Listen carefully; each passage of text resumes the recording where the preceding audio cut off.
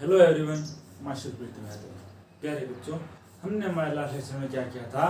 हमने किया था कि सिंगुलर सॉल्यूशन किसी भी डिफरेंशियल इक्वेशन के कैसे निकालते हैं। हम सिंगुलर सॉल्यूशन कर लिया था हमने, और हमने फर्स्ट ऑर्डर और nth डिग्री की जो भी डिफरेंशियल इक्वेशन थी उनको सोल्व करने के सभी मेथड्स को कंप्लीट कर लिया।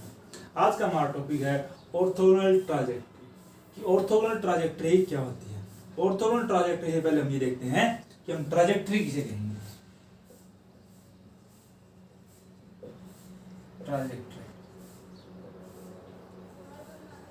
ट्राजेक्टरी क्या है कि किसी भी कर्व को,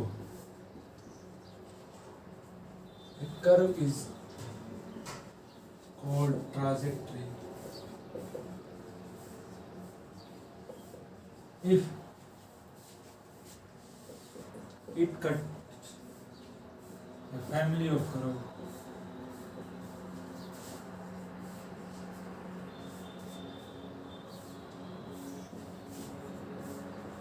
under a certain condition या लगे।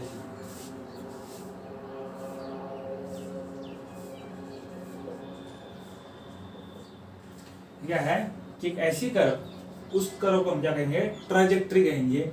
कि अगर वो कट करे किसी भी गिवन फैमिली ऑफ कर्व को with under a certain condition, कह लीजिए अंडर ए सर्टेन लॉ बोल दीजिए, अंडर ए सर्टेन कंडीशन बोल दीजिए। कंडीशन मतलब क्या हुआ कि हो सकता है कि उसको 90 डिग्री पे कट करे, 90 डिग्री से कम पे कट करे, उनको किसी कर्व है वो उनको क्या पैराबोलिक वे में कट करे। बहुत ही सारी कंडीशन है हमारे पास। तो हमारी क्या होगी ट्राजेक्टरी? कि कर्व इज कॉल्ड ट्राजेक्टरी अगर वो किसी फैमिली ऑफ कर्व को किसी न किसी सर्टेन कंडीशन के थ्रू कट करती है। अब हमारे पास आती है दो टाइप की ट्राजेक्टरी, या तो ऑब्लिक ट्राजेक्टरी या फिर हमारी ऑर्थोगोनल ट्राजेक्टरी जो हमें पढ़नी है।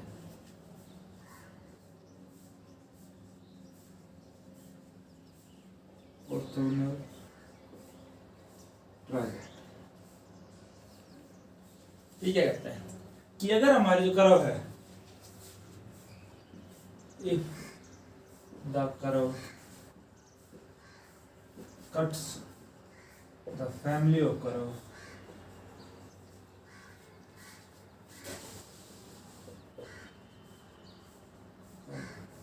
at an angle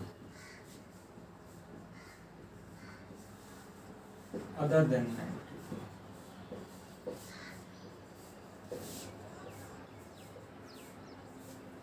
कि ऑब्लिक ट्राजेक्टरी हम इसे कहेंगे कि वो कर्व जो हमारी फैमिली ऑफ किसी भी गिवन फैमिली ऑफ कर्व को कट करती है at an angle other than right angle, कि 90 डिग्री पे कट ना करे, उसके अलावा कितने भी एंगल पे किसी भी पोजीशन में, चाहे वो सर्कुलर पाथ में कट करे, पैराबोलिक पाथ में कट करे, या फिर 90 डिग्री से कम या ज्यादा किसी भी एंगल में कट करे, लेकिन 90 डिग्री पे कट ना करे, उसे हम क्या कहेंगे?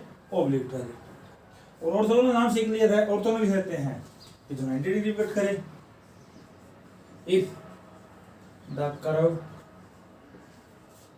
cuts the family of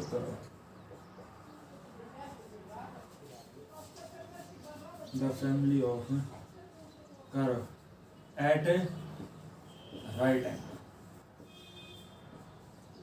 अगर हमारी जो गिवन कर्व है वो गिवन फैमिली ऑफ कर्व को क्या करती है? राइट एंगल पे कट करती है, तो हम उस कर्व को क्या कहेंगे? Orthogonal trajectory.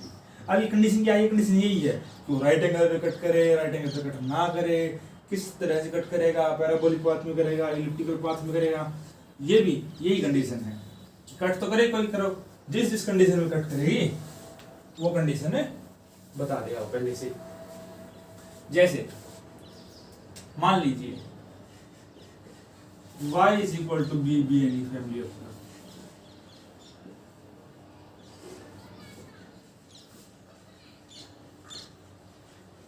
क्या है कि y equal to b constant ले लिया मैंने। अब कांस्टेंट की मैं क्या कर सकता हूँ? चेंज कर सकता हूँ कि ये मेरी x एक्सिस और ये मेरी कि y इक्वल टू 0 क्या है? मेरी x एक्सिस ही होगी। ये मेरा y इक्वल टू 1, ये मेरा y इक्वल टू 2, ये मेरा y इक्वल टू 3, ये मेरा y इक्वल टू -1, ये मेरा y इक्वल टू -2, ये मेरा y इक्वल टू -3। ये मेरी क्या आ गई? कर्व आ गई।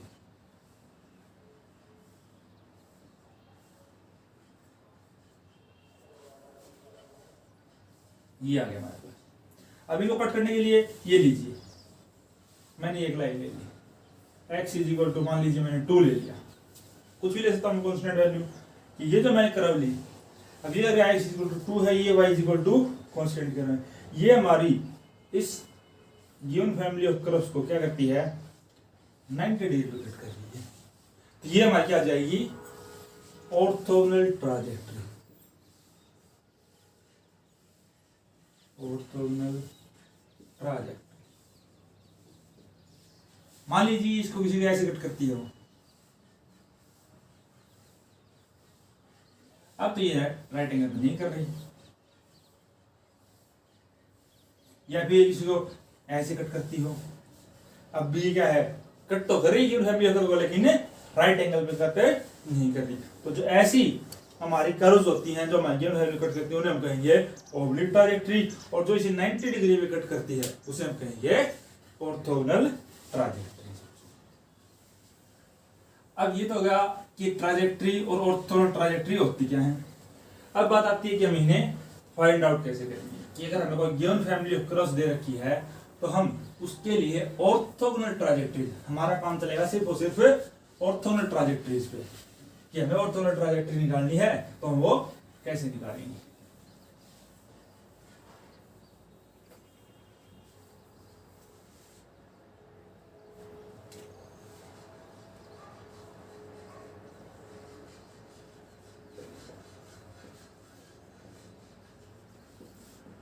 Method to find orthogonal trajectory।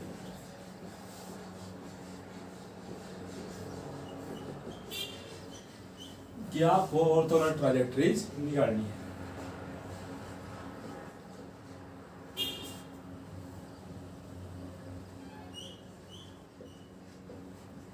Consider f of x, y and z be the given family of curves,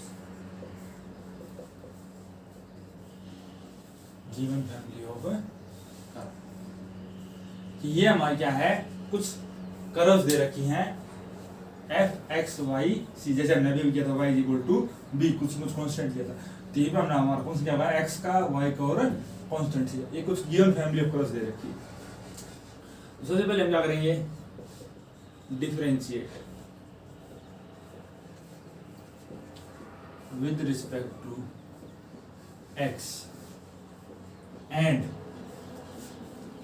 eliminate c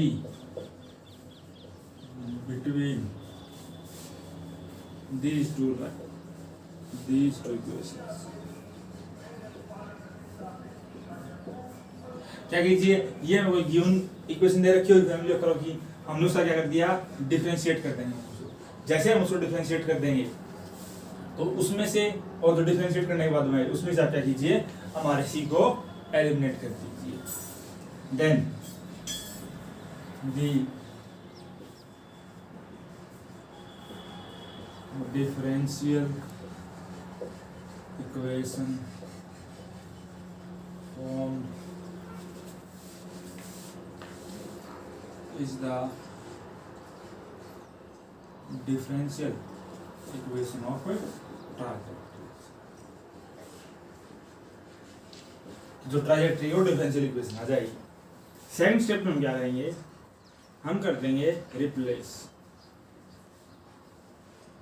dy by dx by minus dx by dy। आप क्या कीजिए, जो आपकी differential equation I, given family of curve थी, हमने differentiate कर दिया, उसमें से डिफरेंशिएट करने के बाद में से गिवन कर्व में से हमने सी को एलिमिनेट कर दिया, फिर जो डिफरेंशियल इक्वेशन बनी, उस डिफरेंशियल इक्वेशन में आप dy by dx को रिप्लेस कर दीजिए माइनस dx by dy से। जैसे आप इसको रिप्लेस कर देंगे, अब इसके बाद now integrate this differential equation to get equation of trajectories, equation of orthogonal trajectory।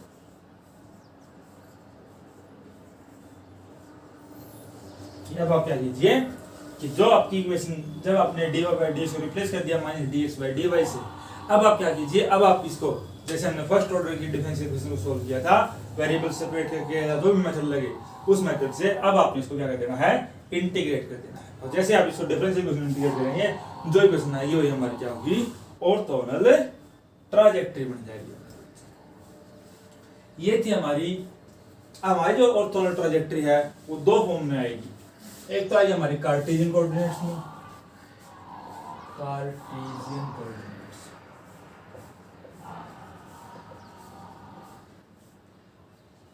और एक आएगी हमारे पोलर कोऑर्डिनेट्स में।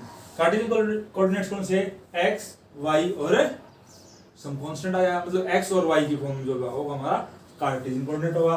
और पोलर कोऑर्डिनेट कौन सा होता है, जो हमारा r और थीटा। एक और होता है हमारे पास स्फेरिकल कोऑर्डिनेट, जो थीटा और साइन में होता है, लेकिन वो हमारे इस सिलेबस में नहीं है। हमारे पास क्या सिर्फ कार्टेशियन है या फिर पोलर कोऑर्डिनेट्स। पहले हमने कार्टेशियन की है, अब इसका एक एग्जांपल करते हैं।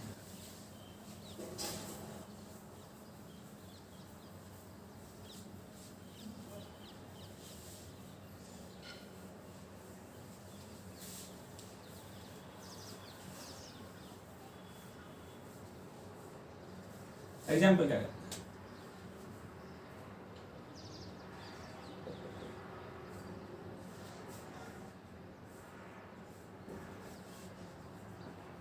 y is equal to ax with the given family of curve. Find the orthogonal trajectories of this family of curve. कि हमें इस फैमिली ऑफ कर्व के लिए ऑर्थोगोनल ट्राजेक्टरीज की इक्वेशन निकालनी है, वो क्या होगी।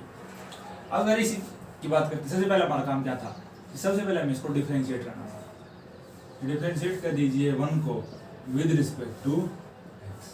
जैसे ही हम x के डिफरेंशिएट करेंगे हमारा क्या जाएगा, dy by d x is equal to 2x का सॉरी x स्क्वायर का 2x। जैसे हमने डिफरेंशिएट कर दिया तो जो डिफरेंशिएट करने के बाद इक्वेशन बनी उसमें से और गिवन कर्व में से हमें एक को क्या करना है, एलिमिनेट करना है। यानी हम यहाँ से एक वैल्यू निकालिए या यहाँ से एक वैल्यू निकालिए और रख दीजिए। जैसे मैं यहाँ से एक वैल्यू निकालता हूँ कि फ्रॉम 1 कि 1 से हमारे पास क्या गया कि a is equal to y by, put this value in equation number 2। जैसे आप इसको इक्वेशन नंबर 2 में इक्वेशन रखेंगे तो dy by dx is equal to 2 into x into y by x के। अब हम क्या करते हैं कि एक x से एक x कैंसिल, यहाँ से आ जाएगा dy by dx is equal to 2 into y by. Next step क्या था कि आप रिप्लेस कर दीजिए, replace dy by dx by minus dx by dy v, कि यहाँ पे आप dy बाई dx यहाँ पे क्या लिख दीजिए, minus dx by dy is equal to क्या आ जाएगा 2 into y by x, 2 into Y.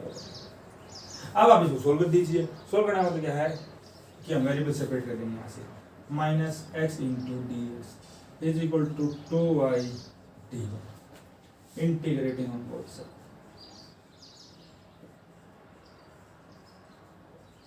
Integrating on. जैसे हम इंटीग्रेटिंग करेंगे आ जाएगा हमारा माइनस एक्स का इंटीग्रेशन क्या आ जाएगा एक्स स्क्वायर बाई 2, वाई का इंटीग्रेशन क्या आ जाएगा वाई स्क्वायर बाई 2 और प्लस, अब इसको उस तो ले लीजिए, ये 2 से 2 कैंसिल, ये हो जाएगा हमारा x square by 2 plus y square plus c is equal to 0, यानी कि x square plus 2y square plus 2c is equal to 0। ये जो हमारी इक्वेशन आ गई, ये हमारी इक्वेशन क्या है, हमारी ऑर्थोगोनल ट्राजेक्टरी की इस फैमिली ऑफ कर्व के लिए, कि इस फैमिली ऑफ कर्व की जो ऑर्थोगोनल ट्राजेक्टरी आई वो क्या आएगी, ये है। स्टेप्स को याद रखना आपने कि सबसे पहले हमें क्या करना है कि गिवन फैमिली ऑफ कर्व को डिफरेंशिएट करना है x के रिस्पेक्ट में। जैसे आपने डिफरेंशिएट किया कि डिफरेंशियल इक्वेशन में से और गिवन इक्वेशन में से आप आर्बिट्ररी कांस्टेंट को रिमूव कर दीजिए।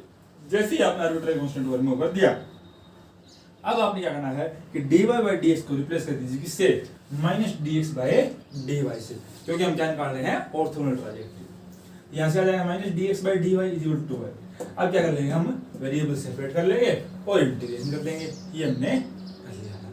तो ऐसे आप क्या निकालेंगे, किसी भी गिवन फैमिली ऑफ कर्व्स के लिए ऑर्थोगोनल ट्राजेक्टरी हम निकाल देंगे।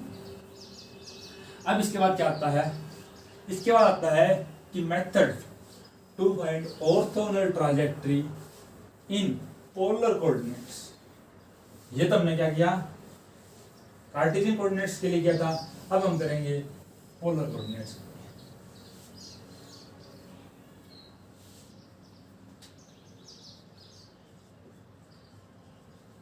Polar coordinates first consider f of r theta c b given family of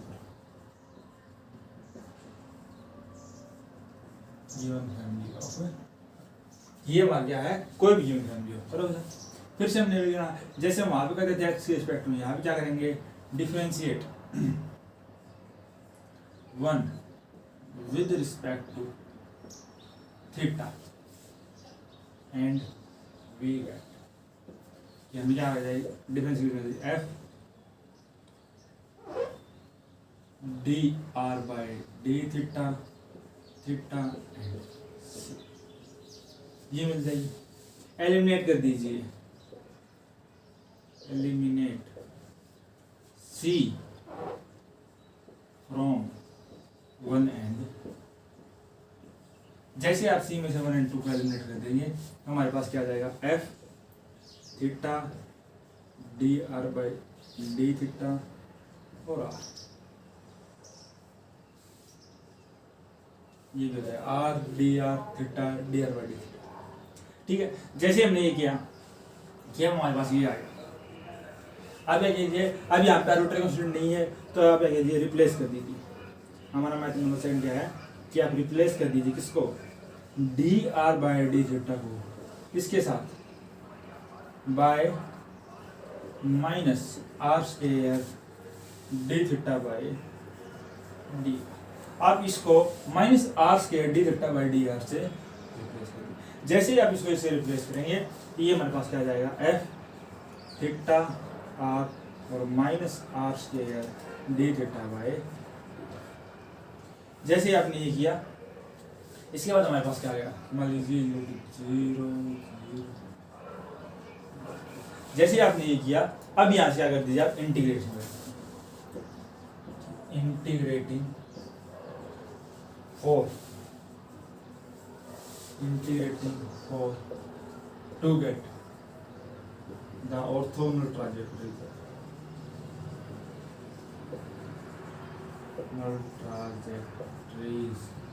for the curve first। इस कर्व 1 के लिए इसको जैसे हम इंटीग्रेट करेंगे, हमें ऑर्थोगोनल ट्राजेक्टरी कि वही सिमिलर काम है, जैसे हमने वहाँ पे x के रिस्पेक्ट में डेरिवेटिव किया था, यहाँ हम थीटा के रिस्पेक्ट में डेरिवेटिव करेंगे, आर्बिट्रेरी कांस्टेंट को रिमूव करेंगे।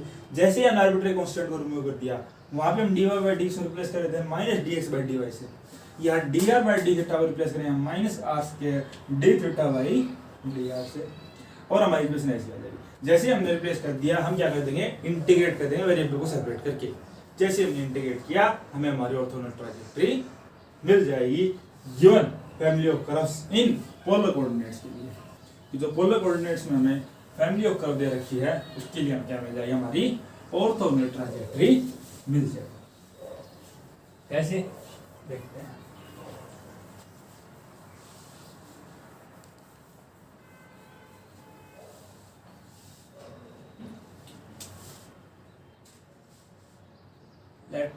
let us consider given family of curve।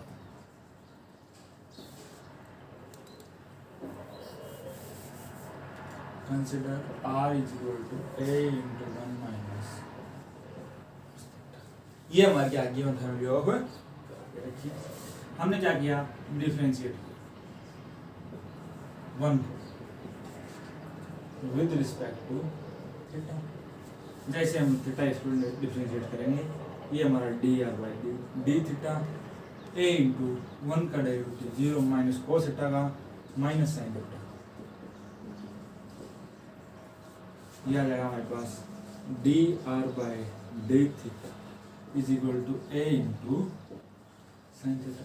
यहाँ से अगर हम ए की वैल्यू निकालते हैं तो वो हमारे पास, या आप गिवन फैमिली ऑफ में से निकाल लीजिए कि d r by d theta is equal to, यहाँ से वैल्यू क्या जाएगी r by one minus cos into क्या आ जाएगा साइन थीटा। यहाँ से जैसे हमने ए को रिप्लेस कर दिया, अब हम क्या करेंगे हमारी d r by d theta को रिप्लेस कर देंगे किससे, minus r square d theta by d r c. ये हमारा क्या हो जाएगा r sine theta divide by one minus cos theta. जैसे हमारा ये आया यहाँ से, दिस इंप्लाइज, अब ये इस तरफ कि one minus cos theta divide by sine theta into d theta is equal to r into r divide by minus r square into d. ये हो जाएगा। जब यहाँ से हम करेंगे तो वन माइनस कोस थीटा क्या आ जाएगा, two sine square theta by two, और ये आ जाएगा साइन थीटा, इसको हम करें two sine theta by two cos theta by two, और लगा दिया हमने into d theta equal to ये आ गया हमारा वन बाई आर। जैसे आप यहाँ करें टू से two cancel, one sine theta से वन साइन थीटा, तो ये हमारा आ जाएगा tangent theta by two d theta is equal to minus one by r d. हम कर देंगे integrating on both side plus c या लॉग सी, ये आ जाएगा टेंजेंट आ जाएगा हमारा log of cos theta by into में तो थीटा के साथ था वो one by two is equal to minus log of plus यहाँ पे हम ले लेते हैं लॉग ऑफ टू सी ले लेते हैं, कुछ भी ले लीजिए कांस्टेंट है तो ये यहाँ से आ जाएगा टू इंटू, जब हम इसको ऊपर ले जाएंगे तो क्या जाएगा log of cos square theta by is equal to log of r inverse into two से। जब लॉग से हम लॉग कैंसिल कर देंगे यहाँ से आ जाएगा हमारा cos square theta by two is equal to two c by, यहाँ से हमारा आर क्या आ जाएगा आर इज इक्वल आर इंटू R is equal to 2c by cos square theta by 2।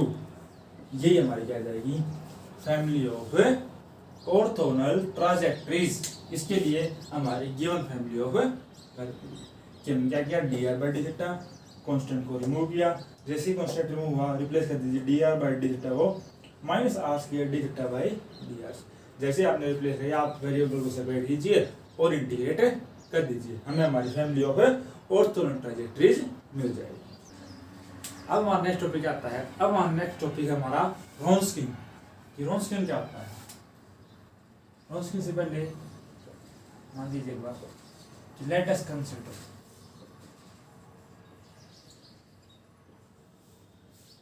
a general equation of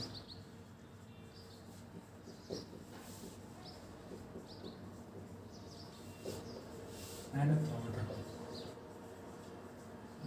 differential equation, nth order homogeneous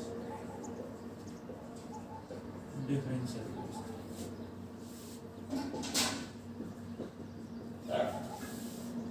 कि a naught x into y plus a1 x into y and minus 1x plus a2x into y and minus 2x plus up to so on a n x into is equal to। मान लीजिए ये हमारे पास क्या है, हमारी कोई भी differential equation है n order y raise to power n का मतलब है कि d n y by dx and nth order का डेरिवेटिव, ठीक है। a n minus 1 नहीं आता या फिर कांस्टेंट a x, ठीक है। ये हमारे क्या है डिफरेंशियल इक्वेशन है। अगर ये n ऑर्डर की है तो late y1 y2 yn bn solution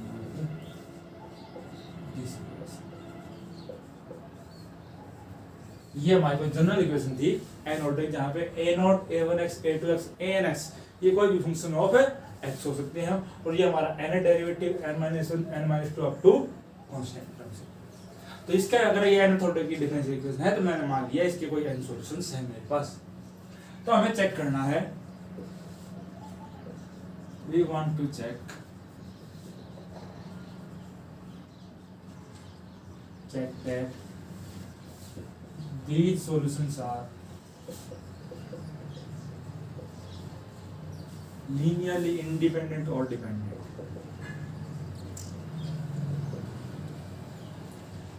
independent और ये इंडिपेंडेंट है या ये डिपेंडेंट, इसको जानने के लिए इसका यूज करेंगे रॉन्सकियन का यूज करेंगे।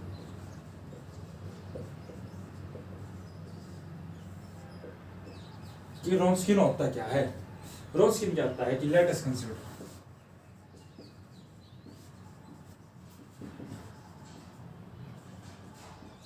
सम फंक्शंस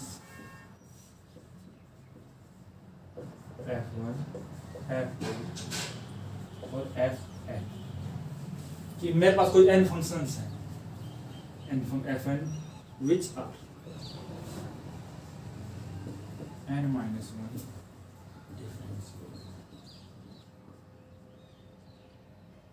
1 times डिफरेंशिएबल, जिसका n-1 तक डेरिवेटिव एग्जिस्ट करता है। कि मेरे पास n फंक्शंस हैं तो उनका n-1 टाइम्स तक अगर डेरिवेटिव होता तो क्या करना चाहिए? एग्जिस्ट। देन रॉन्सकियन को हम w से डिनोट करेंगे, वो क्या आता है?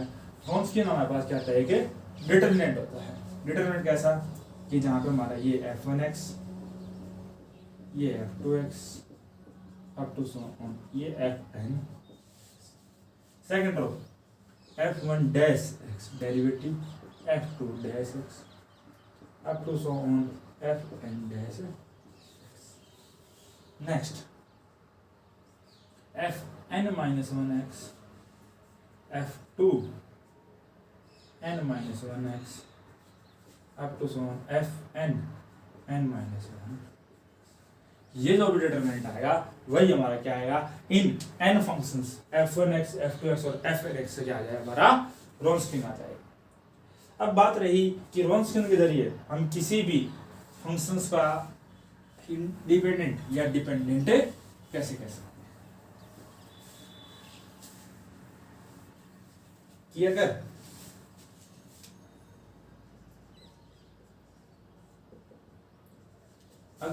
हमारा रॉन्सकियन क्या रहा?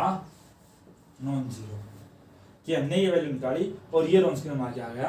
Non zero. Then f1 f2 f2 fn must be linearly independent. Linearly अगर हमारा रॉन्सकियन किसी n फंक्शंस का नॉन जीरो आता है तो वो n फंक्शंस जरूर से जरूर कैसे रहे होंगे? लीनियरली इंडिपेंडेंट रहे। लेकिन अगर हमारा रॉन्सकियन कहीं जीरो आ गया देन f1 f2 fn मे और मे नॉट बी लीनियरली। अगर हमारा रॉन्सकियन जीरो है तो हो भी सकता है कि वो लीनियरली डिपेंडेंट हो जाए, और ऐसा नहीं भी हो सकता कि वो लीनियरली डिपेंडेंट हो। अगर हमारा रॉन्सकियन जीरो है तो हमारे पास श्योरिटी नहीं है कि हमारे जो n फंक्शंस है उनका रॉन्सकियन या फिर n फंक्शंस लीनियरली डिपेंडेंट है या। अब ये जो n फंक्शंस है ये हमने कोई भी n फंक्शंस उठाए थे, ये जरूरी नहीं है कि ये डिफरेंशियल इक्वेशन के सॉल्यूशन है। तो अगर हम ऐसी कोई भी n फंक्शंस का अगर रॉन्सकियन निकालते हैं तो वो n फंक्शंस इंडिपेंडेंट होंगे अगर हमारा रॉन्सकियन नॉन जीरो है, और अगर जीरो है तो इंडिपेंडेंट हो भी सकते हैं और नहीं हो सकते हैं। लेकिन बच्चों अगर मैं यहाँ पे रॉन्सकियन ले लेता हूँ y1 y2 yn, जो हमने n सॉल्यूशन माने थे हमारी इसी, अगर ये सॉल्यूशंस है, अगर हमने जो n फंक्शंस उठाए हैं ये हमारे क्या है, सॉल्यूशंस है किसी भी डिफरेंशियल इक्वेशन के। और फिर अगर हमारा रोन्सकिन 0 आ जाता है तो हमारे पास श्योरिटी है कि y1 y2 yn क्या होंगे, लीनियरली डिपेंडेंट होंगे। क्या कहा मैंने, दोबारा सुनिए इस बात को ध्यान से, कि अगर हमने कोई भी आर्बिट्ररी ऐसी कोई फंक्शन उठा लिए जो जरूरी नहीं है कि हमारी किसी भी डिफरेंशियल इक्वेशन के सॉल्यूशन हो, तब तो हमारे पास अगर रोन्सकिन नॉन जीरो आता है फंक्शन का तो वो लीनियरली इंडिपेंडेंट है, और रोन्सकिन 0 आता है तो वो लीनियरली डिपेंडेंट हो भी सकते हैं और नहीं हो सकते। लेकिन ये डिपेंडेंट की श्योरिटी कब हो जाएगी, अगर हमारे पास जो ये n फंक्शंस है ये किसी ना किसी डिफरेंशियल इक्वेशन के सॉल्यूशन हो। अगर हमें ये पता चल जाए कि हमारा f1 f2 और fn किसी डिफरेंशियल इक्वेशन के सॉल्यूशंस हैं, और फिर अगर उनका रोन्सकिन 0 आ जाता है, तब हम श्योरिटी से कह सकते हैं कि y1 y2 yn या फिर जो f1 f2 fn जिस भी डिफरेंशियल इक्वेशन सॉल्यूशन है, तो इन n फंक्शंस का जो रोन्सकिन है वो 0 आया तो ये लीनियरली डिपेंडेंट ही होंगे। जब तक ये किसी डिफरेंशियल इक्वेशन सॉल्यूशन नहीं है और अगर रोन्सकिन 0 आता है तो हमारे पास श्योरिटी नहीं है कि लीनियरली डिपेंडेंट होंगे या लीनियरली डिपेंडेंट नहीं होंगे। देखते हैं कैसे एक एग्जांपल करें।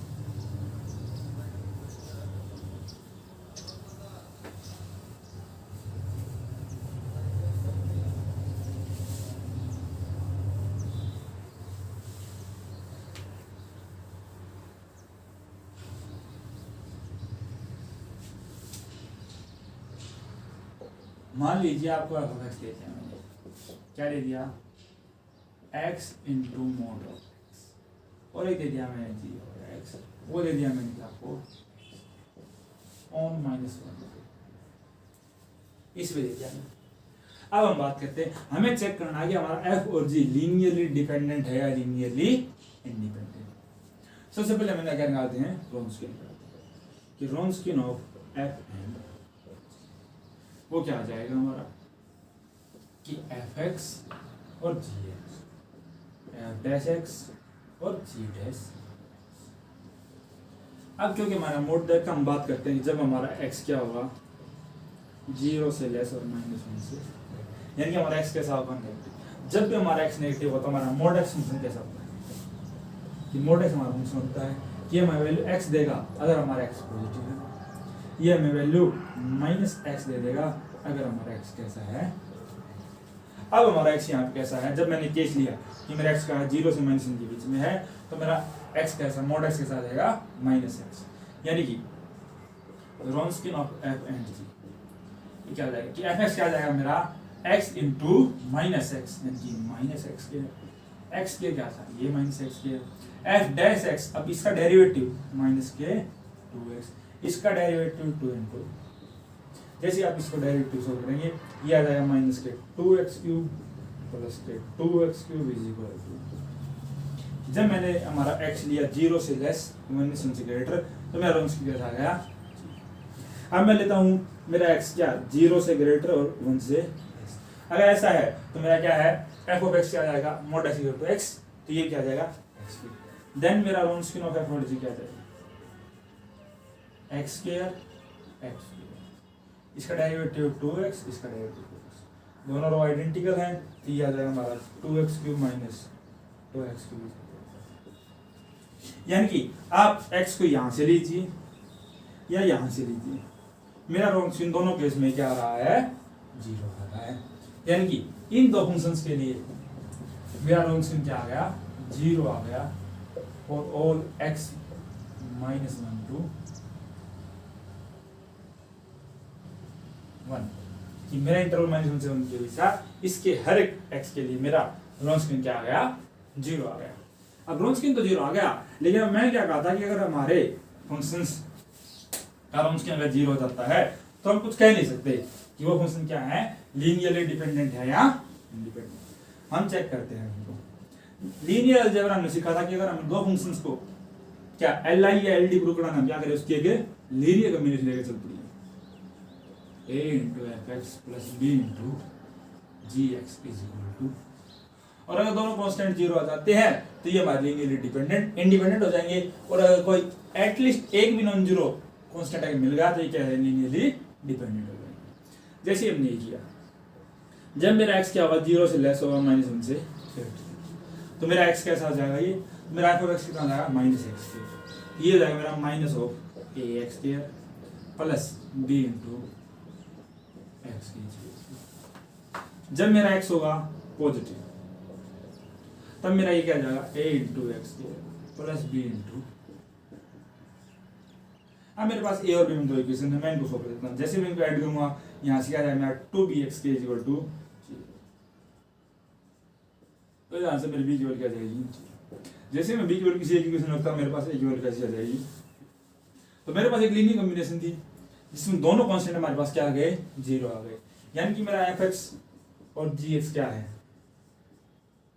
gx आर लीनियरली इंडिपेंडेंट, लेकिन इनका रोन्सकियन तो क्या आया था 0 आया था। तो हमें ऐसे एग्जांपल मिल गया दो फंक्शंस का कि जिनका रोन्सकियन तो हर एक x के लिए क्या आ रहा है 0 आ रहा है, लेकिन एक्चुअल में वो फंक्शन क्या लीनियरली इंडिपेंडेंट है, वो लीनियरली डिपेंडेंट नहीं है। अगर यही मैं कह देता कि इनके बजाय मैं कोई ऐसे दो फंक्शन ले लेता हूं जो मेरे किसी न किसी डिफरेंशियल इक्वेशन के सॉल्यूशन है, और अगर फिर मेरा रोन्सकियन 0 आ जाता फिर इन्हें क्या होना पड़ता, लीनियरली डिपेंडेंट ही होना पड़ता। अब क्या आता है,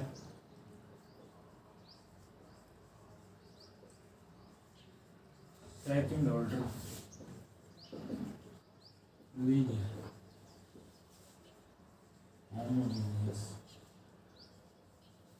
differential, a general form of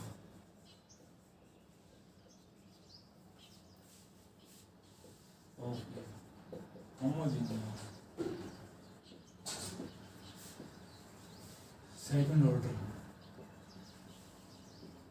differential equation is, general form कैसे होगी, जैसे भी हमने n की लिखी थी a naught x into n था, अब दो बढ़ेगी d square y by d x, अब ऑर्डर कितना दो है a1x into d y by plus a2x into y is equal to, अब यहाँ पे होमोजेनियस मतलब क्या है कि इज इक्वल टू में क्या हमारे पास 0, अगर हमारे पास यहाँ इज इक्वल टू में कोई फंक्शन ऑफ x होता, कोई x² x³ दिया होता, तब हम इसे कह देते non homogeneous second order differential equation. अभी अभी हमने थोड़े दिन पहले किया था कि हमारी होमोजेनियस डिफरेंशियल इक्वेशन कौन सी थी, जिसमें हमारे पास दो होमोजेनियस फंक्शंस हो सेम डिग्री के।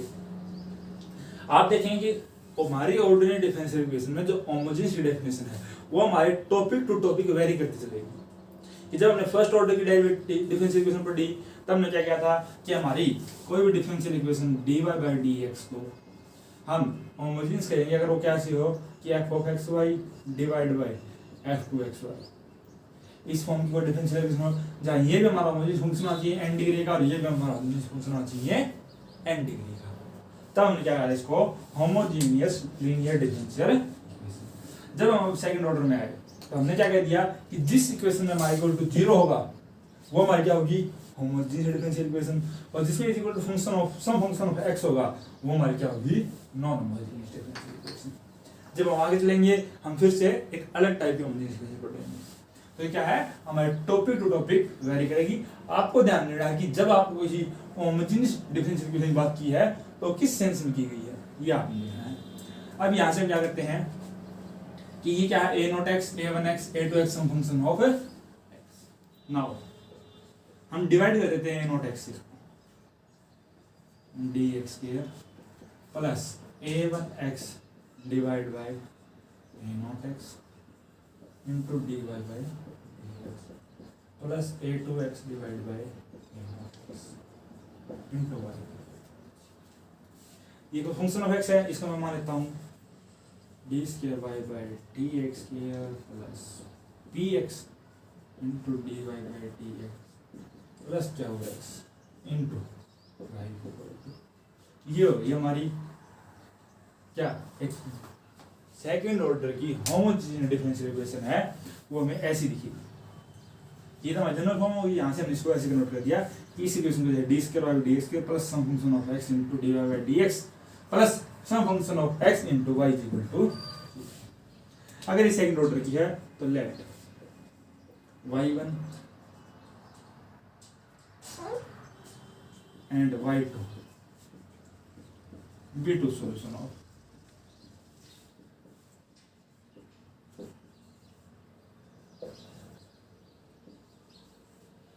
तो हमने इसकी क्या मान लिए, दो सॉल्यूशन मान लिए y1 और अगर ये इसके दो सॉल्यूशन है तो मैंने निकाल दिया रोन्सकिन, निकालना किसका y1 का, और अगर मुझे इसका रोन्सकिन निकालना, रोन्सकिन क्या होगा इनका कि y1 y2 y1 डैश और y2, यानी कि यहां से क्या आ जाएगा कि रोन्सकिन ऑफ y1 y2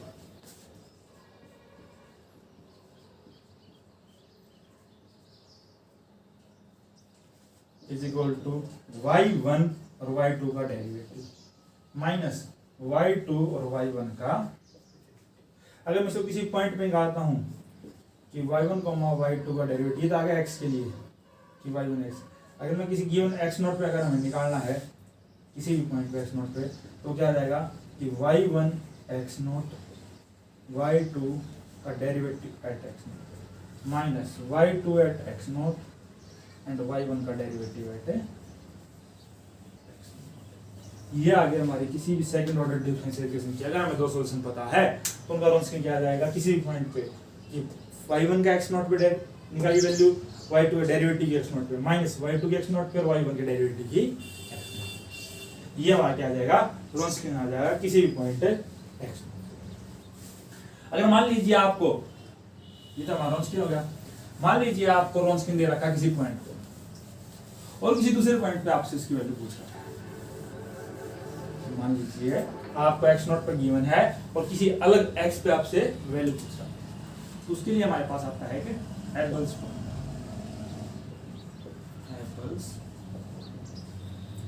ये क्या कहता है कि if y1 and y2 be two solution of second order homogeneous differential equation, then Wronskian of y1 y2 at any point x, वो किस तरीके हो जाएगा कि Wronskian of y1 y2 at जिस पॉइंट पे गिवन है वो into exponential of integration x note से x, जिस पॉइंट पे हमें निकालना है, इनटू p ऑफ x